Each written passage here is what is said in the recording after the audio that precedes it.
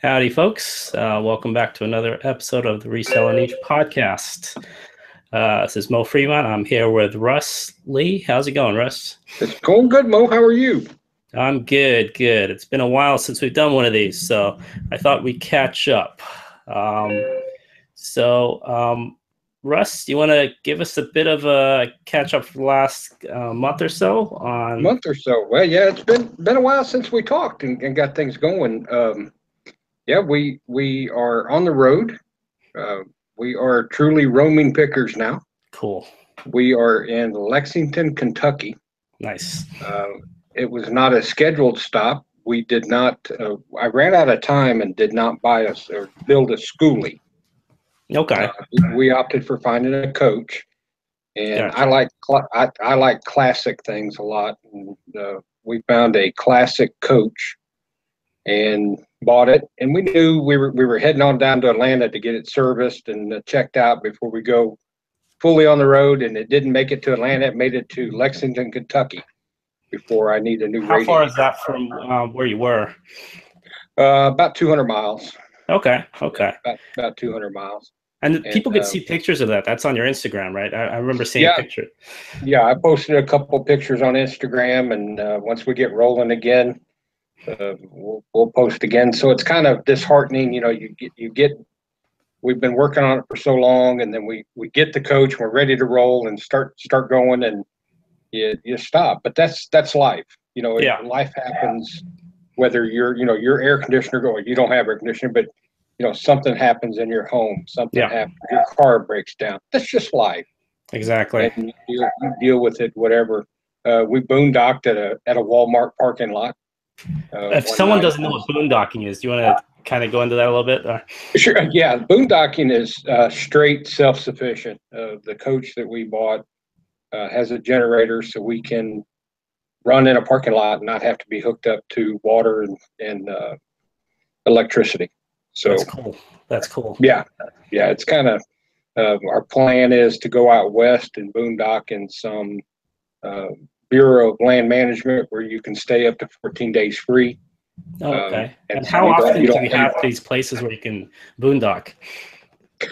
They are all over. You can always park. If people have seen Walmart parking lots and there's an RV in them at night. Yeah. And most Walmart parking lots, Home Depot. There's always some Corps of Engineer land you can find.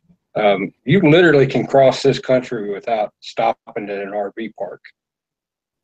So it's not even RV parks. You're talking about just like regular big box store, Walmart's, Home Depots. Yeah. You can overnight in those. You can't stay in them, for periods of time. Sure. But you can overnight in them. And truck stops. We ended up a little north of here. We did make it to a truck stop, and we stayed there till the wrecker came. And we boondocked a truck stop. Wow, so, that's awesome. Yeah, a lot of people do boondocking in people's driveways. Okay. I keep asking, how big is your driveway, Mo? When I get out that way. It's a regular 2-car. I mean, I need to measure it. Is it the width you're talking about, or the length? Because actually, the guy down the street from me has an RV. He doesn't park it in his driveway, but he kind of parks it like his house is on the corner. So he kind of opens up his backyard and he drives into it. Our backyards are not that big, but he parks. He fits the whole thing in there.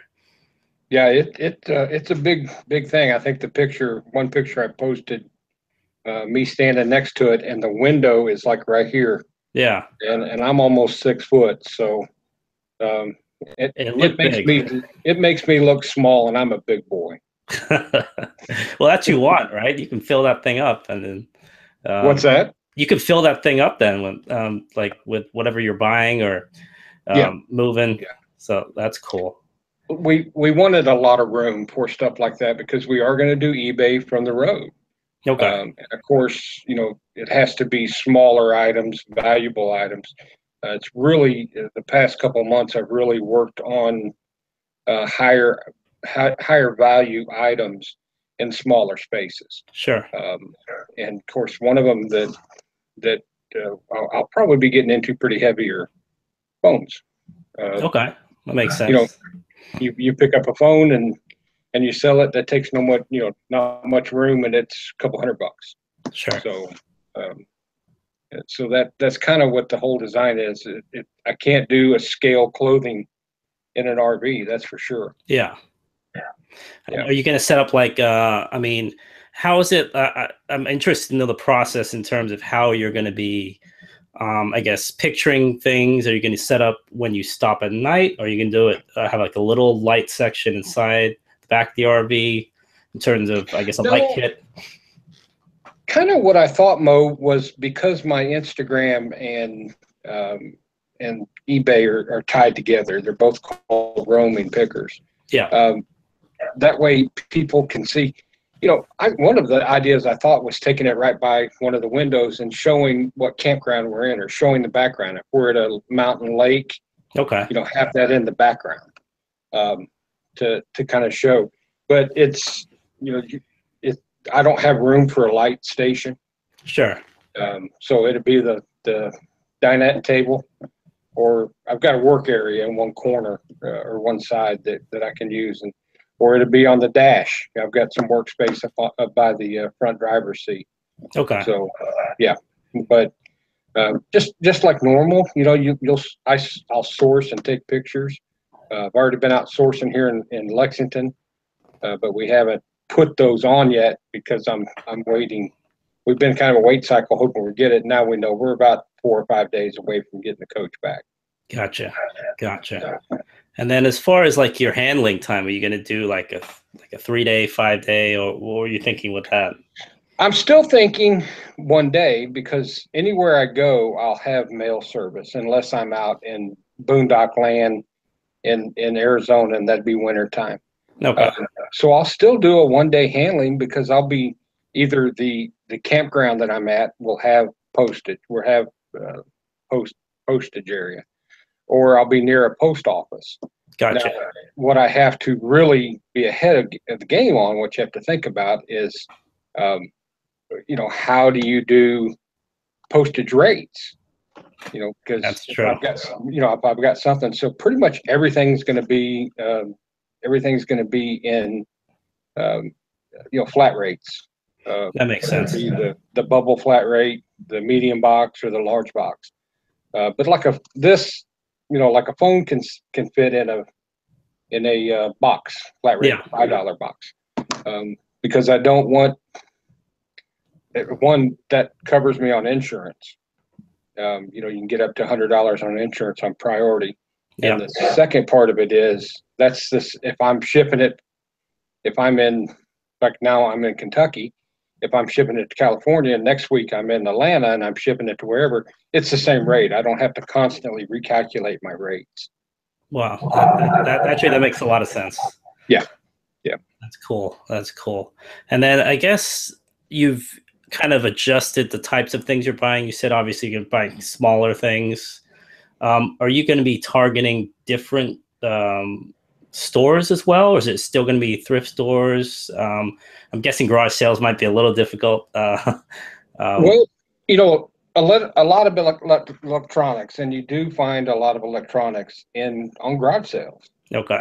And now I'm not going to pass up something I know is big and I can move quickly. Okay. I've got some underneath storage in the coach that I can put it there and keep it. If like recently in Shreveport, I picked up an Otis Spunkmeyer oven. Oh, wow. I know those things go pretty quick if you price them right. And, I'll profit $100 on an oven like that. So I'm not going to pass those things up. Okay. But I do have some extra storage underneath the coach for items like that. Now to cart 100 pair of jeans around across the country, that's weight, and weight equals fuel to me. Yeah. So I can't do stuff like that because jeans can move, but you may hold those pair of jeans for a month, 2 months. Sure. So it's all about the higher profit. Okay, that makes sense. Move it fast, kind of like just in time. Get it in, get it out fast. Yeah. And then I guess I'm sure you're not speeding through towns, but I mean, what's, I guess, a normal, if there wasn't much traffic, how far do you think you could go in a day if you had to go the distance? As far as I mean, I guess mileage, how like you know, you can go 100 miles, 500 miles. I'm not sure how that works with the RV. In the RV, my plan is I don't like to be behind the wheel, Okay. and since it's my home and we move it, 3-4 hours max. Gotcha. So I 2.5 3 hours. Okay. And if you think about it, you can cover if like we're heading back to Shreveport, there's actually a for travel meetup in Shreveport for the month of October, and that's the type of coach we've got. Okay. And I wanted to tap into those people's knowledge, and it worked out perfect as we're heading out to Texas and out west for Q4. So we're heading back to Shreveport. Well, that's 600 miles from Atlanta, and we're heading to Atlanta first, and then to Shreveport. But I figured that'd take me like 3 days. Okay. So I'll probably stop in maybe Birmingham, Alabama, and work there maybe for a day or two, and then end up in Jackson, Mississippi, and hit there. So 3 hours, 4 hours is going to be plenty for me behind the wheel. Okay. You know what you should do? You should get one of those maps. You don't maybe even need a physical map. I think you do like a Google map and put pins in each city you go to or something like that. Yeah. Like, with the date on it. Like I was here on this, Russ was here on this date. I'm hesitant to tell people I'm at a position. Sure. That makes sense. It's my home, and you need to be protective of your home. But hey, I was in that city would be a good idea. Yeah. Cool. Okay. So then, as far as like other than eBay, you're going to be doing any of the local game, or is that going to be kind of depend on how long you're going to be somewhere, or? Probably, I'll do some mow. And if you can hear that, they're out mowing right now. So Nice. they're mowing at 8 o'clock at night in Kentucky. But we'll do some of the items I think can be like on Craigslist. It takes a while to find the Facebook groups and to find the right one. And of course, you can do Facebook Marketplace. I just haven't really felt the need to do that much local. And will I do it? Yeah, because there's money there, and cash money is always a good. But local buying is probably going to more so. Gotcha. Local buying, putting the email or the ads out and saying I'm here. I buy these electronics. I buy video equipment, stuff like that. Gotcha. And then like FBA, because I know you were big on FBA before. You're gonna still do that, or are you gonna? Absolutely. Okay. Absolutely. FBA books. As we can hit into each town and hit books, and probably as Q4 gets deeper in, as we move around Texas, we will probably spend most nights in a Walmart parking lot. Okay. And just hit those clearance items. That's an advantage right there. What's that? That's an advantage right there, being there when most people are asleep at home, and then you're right there. I tell you, it was great. The night we were in Cincinnati, and outskirts of Cincinnati, and we stayed at the Walmart down there. And it was kind of cool because it was like if we needed something, we just went out our backyard and got something at Walmart. But Q4 we're at the that time before Thanksgiving, in those 2-3 weeks where you can just hit Walmart and anything you send in quickly type. And November, just we're gonna be living in Walmart parking lots.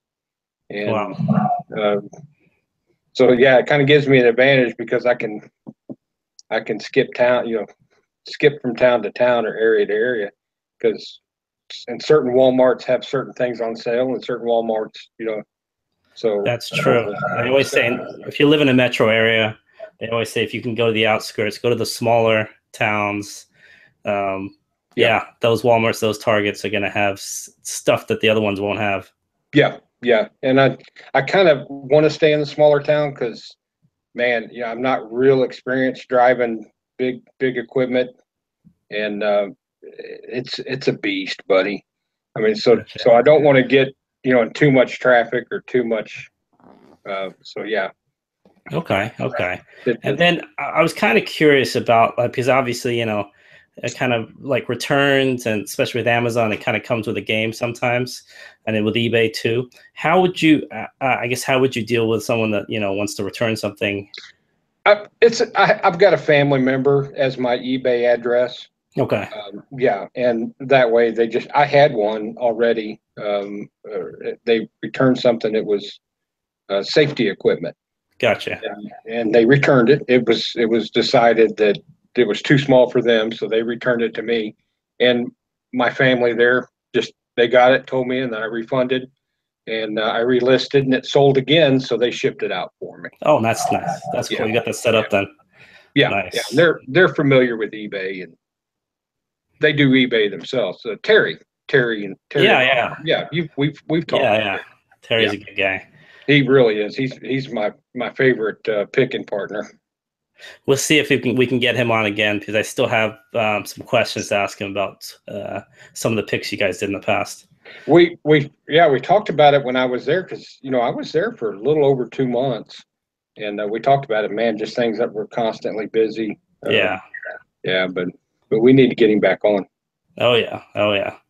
So so your life is literally moving a million miles a second then. Yes and no, but it's but man, what in between, Mo, we're going to be meeting people and seeing places that we've never seen before. Yeah. We're going out sourcing tomorrow morning. It's going to be Saturday morning, and then after that, we're probably going to go to that, or Sunday we're going to go one of the horse farms, and then I'm put tickets in. I want to go see American Pharoah on Monday, and hopefully I get to see him. American Pharoah was the Triple Crown winner from a couple of years ago in horse racing. Oh, okay. And yeah, so we in the meantime, it seems like it's real busy and stuff like that, but we're kind of camping for a living. Gotcha. Cool. That's awesome though. I mean, I'm trying to think of how I would. I mean, does it get? I mean, because it seems like you're going to go from times where you've got a lot to do. You're going to be driving, sourcing, and then you kind of have to break in between. So you kind of have to find that middle ground. Well, we don't know. We'll see. Because now, one, for me, this has been a long time dream. So this will be relaxing for me. Okay. And our expenses are way down, as long as we're, because you can spend up to $1,000 a month for park rental, or for pad rental. Oh wow. Oh, easy, because most parks are $35 a night.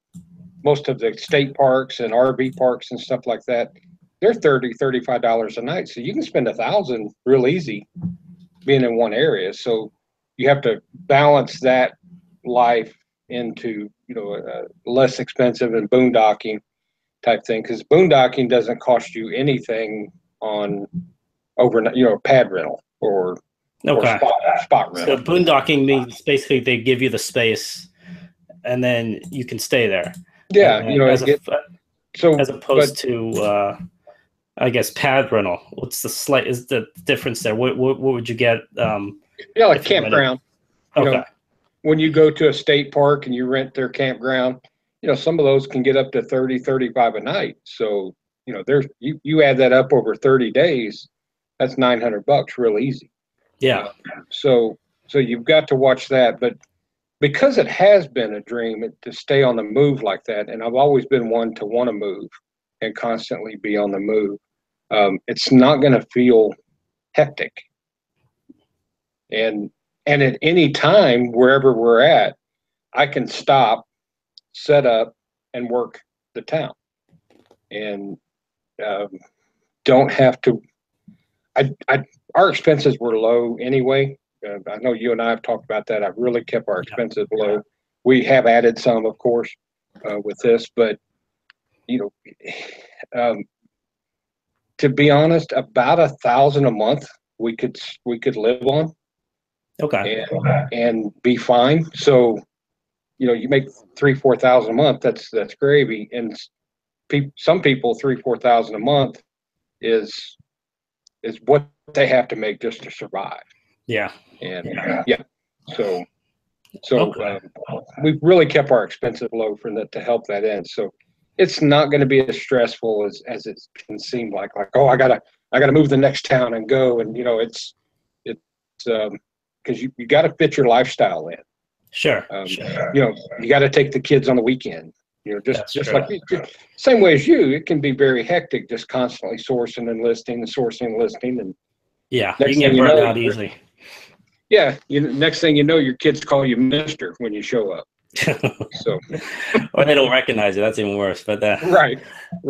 But okay, because I guess that kind of leads me up to what I was going to ask next. I mean, in terms of, it sounds like you have a plan based on maybe like the month of the year, what's going on in the year. Obviously, Q4, the winter months are going to be different from the summer months. We just had a lot of stuff, Texas, Florida. You got the hurricanes, you got the storms. Would anything like that, other than winter weather and snow, obviously, that's I'm guessing that's going to affect the way your route in terms of where you're going to stay, when you're going to camp, when you're not going to camp. I guess moving forward. Yeah, it will. Like we had not planned on going back to Florida this year. Okay. And that worked, and that's worked out perfectly for what's happened. It was quite amazing that we got rid of our place in Florida before we had to coach. Yeah. And that's kind of backwards of what most people did. And we kind of struggled with that, but it turned out very well because the place, our home there, at the 55 community was destroyed by Irma. Yeah, you told me. Yeah. And so nobody lost a home. The owners of the park, bought it back, and then they were trying to rent it back out, or they were going to sell it again. And so nobody lost a home. So that was good. Yeah. But it was kind of like we did it early thinking, we're doing it wrong, but it kind of turned out right. So yeah, weather's going to play a lot of factor in that. I have to stay in warm weather. I don't do cold at all. Okay. And so, Arizona, deep Arizona in the winter, start coming up the coast. I'll come up your way probably springtime. Nice. That's when it's best. Yeah. But between it only gets, to be honest, Northern California only gets bad like August, September, and now in about 2 weeks it will be nice for like a month or two, and then it's definitely. And then spring's awesome for sourcing. And springtime, and then we'll take, when it's slow, slow months, we'll take some time off. And here's something that people don't realize, and that I'm starting to realize, and I'll start utilizing more. Everybody has the greatest sourcing opportunity, that everybody has the same sourcing opportunity. We've seen a lot on the boards and stuff where people say, oh, and I used to say it. I said that to you and Chris one time. It was like, oh, you guys just have better sourcing than I do. We all have the same sourcing opportunity, and it's called eBay. Yep. And Craigslist. eBay should be a sourcing opportunity for every reseller. Yeah, absolutely. And so, as long as the seller on the other end will work with me and ship it to the address that I'm at, I'll have unlimited sourcing supplies. So I can be in Idaho, which has 2 million people in the whole state, and still source. Yeah. And there's resellers in Idaho. I mean, lots of them. You can just go to YouTube and see them. So yeah. So it's and I think you'd be out in Arizona. I really like the idea of the free land out in Arizona for the winter time. And, you can, I think 14 days, and then you got to move 20 miles and stay another 14 days or something like that. But as long as I have internet, I'll be able to source. That's awesome. And is this, I mean, I'm guessing there's a huge RV community. Is this something that, maybe not necessarily reselling, but in terms of RV life, is this something that's growing more, or is it kind of more of a super niche? No, I think it's growing more, Mo, and I think all generations are grabbing it. Of course, the older generation has always grabbed RV life. Yeah. And that's kind of where I first learned about it. I knew somebody that retired, sold their home, and bought an RV and traveled across America. And that's kind of what you thought you had to do. Yeah. Because there wasn't many jobs that you can have on the road. Yeah. But now it's opening up. I see more 20 and 30-year-olds joining the community. It's funny you say that, because I think it was my second year of college. I switched colleges after my first year. And that second year, right when I was starting, a friend of mine said, you know what? I think we were like 19. He said, let's get an RV and just go across the country next summer. It never happened. We didn't have the funds, but I mean, this is the late 90s. We could have easily done this. Yeah. But yeah, we talked about doing that. And there's of course the schoolie community, the school bus community, and they're calling them digital nomads. Digital nomads. That's cool. And it's just where I see people with families, 5, 6 kids getting on RVs and buses and going. There's a program called Work Campers where you go to a campground. Yeah. And you're the host, and you spend like 20 hours a week working, and they'll pay you a little bit of money, and then they also give you your space for free. Okay. You trade it out. And like Amazon, one of the big distribution centers is here in Lexington. And I saw ads that during Q4, you can come here. They have a parking lot set up for RVs. And yeah, wow. Where temporary workers come in RVs, and they have RV workers at Amazon. Because I don't know if it's Kentucky is in the middle of the country, as more than other places, but I know UPS has a giant facility there, and then eBay, whenever you ship internationally, it goes to Kentucky. At least for me. Yeah, I found that spot. Oh, you've been there? Yeah, I've been there. Oh wow! It was south. It's just, and that's where we stayed overnight in the Walmart parking lot. Erlanger is outside of Cincinnati. Okay. And yeah, I guess land's cheaper here. Gotcha. And then it is in other spots, and it's also very hubbish. You're 5-6 hours from. I would say you're 7 hours traveling distance from half the population of the United States. Okay, that makes perfect sense then. Yeah. Okay, cool. But yeah, Amazon's. I've seen a lot of Prime trucks around, and they have that big work camp. There's a gentleman on YouTube, RV Free Living or something like that. He has some episodes where you can go up to a sugar beet harvest in North Dakota or something and work sugar beet. Physical work is not in my repertoire, but yeah. So there's people that do it, and I do see the community growing. Not only that, Mo, think back to when we were younger, and when specifically you were younger. You could find a job and buy a home. Yeah. This generation behind you, that's becoming very difficult. And, anywhere in the country, rent is getting out of control. It's ridiculous. It is. Absolutely ridiculous. And look at, tiny houses. So basically what we live in is a tiny house on wheels. Yeah. And people are building tiny houses because it's cheaper and it's less expensive to live. And, people are looking at it as an option better than trying to get into $200,000, $300,000, $400,000 in debt. Yep. When they've already came out of school with $200,000, $300,000, $400,000 in debt. My brother and my sister. I mean, I feel sorry for them, but yeah. Yeah. They just you walk out of school and not have a job and be massively in debt already. So I see this movement kind of growing and taking off. Just in the 2 years we've been researching it, it's amazing to see.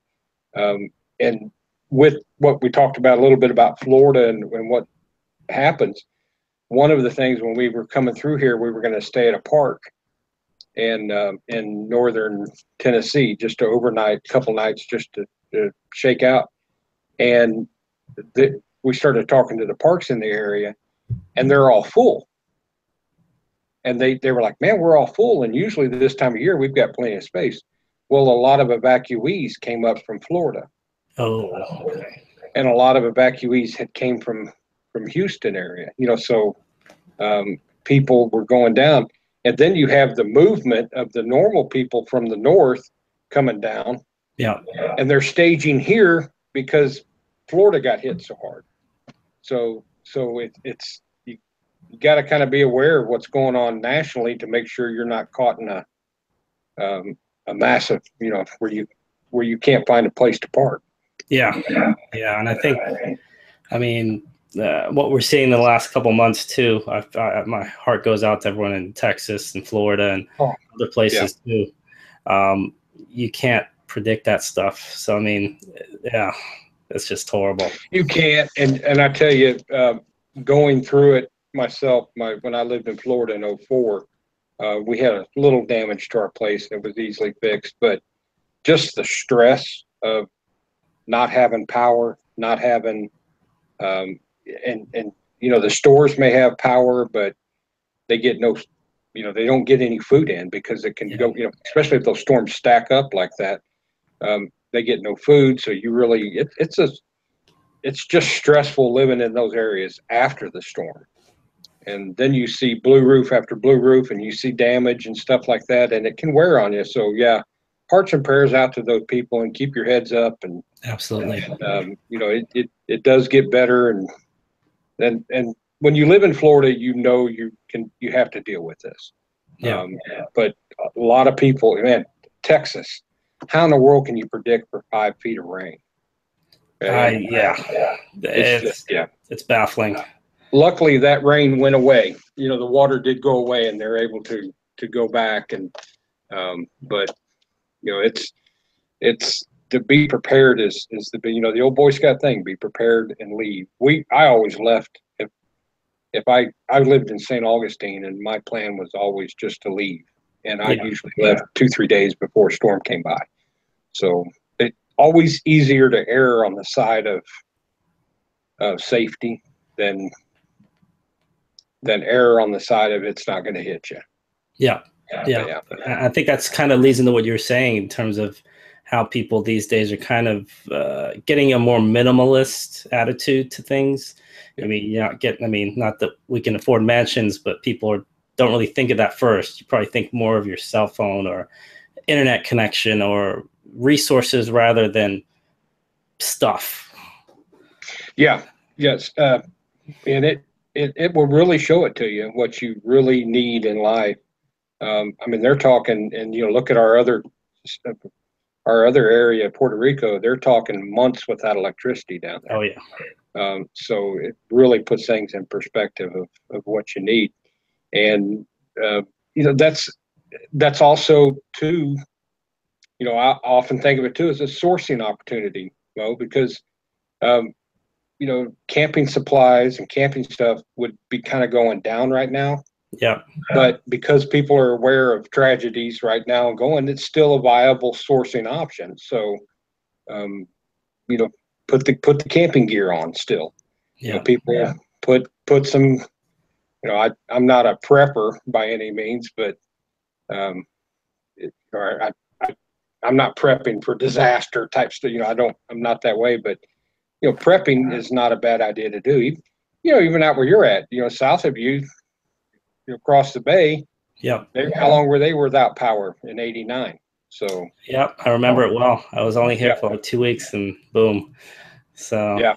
And the bridge was out. So. Yeah, that bridge collapsed. So yeah. It can happen everywhere, and and that's a good point. There are sourcing opportunities for that. Yeah. I've gotten into the safety gear stuff. I love the safety gear stuff for the oil and gas guys. But there's opportunities in sourcing for being prepared for natural disasters. Yeah. Absolutely. And then I guess I guess one more thing I wanted to touch on a little bit, since um, so much kind of goes on in our lives right now, and we're doing so many things. One of the other things I want to touch on a little bit was kind of moving away from just kind of maybe following too much into social media a little bit. Maybe this is straying a little bit, but one of the things that I know, just because we've been busy the last month, plus, you know, it's a little bit more efficient for Q4, is kind of moving away from just simply, I don't know, maybe posting a lot in Facebook groups and things like that.